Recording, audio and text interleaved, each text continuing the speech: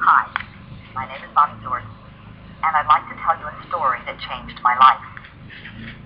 When I first came to California, I had a very good friend who lived in a tiny community, and she's the person who told me this story, so I have it secondhand.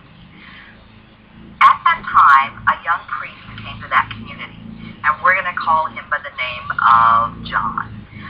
It was a small community, and they were thrilled to have a young priest with new ideas who was an exciting person and brought that Catholic Church to life.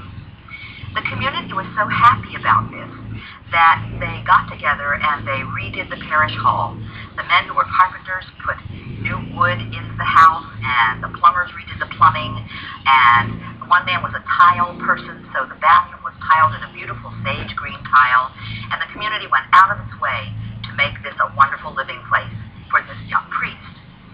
Well, my friend, who was married with 3 young children and had a husband who had a small business, didn't have a lot of money. She didn't work. And so she had to scrimp and to save from her grocery money and from other money coming in to give her present to the priest for the rectory. She bought towels for the bathroom. She went shopping until she found exactly the right shade of green, and they were very expensive towels, and she was so proud of her gift and wrapped it carefully and took it to him and said, "Here, Father, this is my gift for the rectory." He smiled, he was very pleased, and he knew that she was giving him the gift out of love. About a year later, my friend went to Annie's house.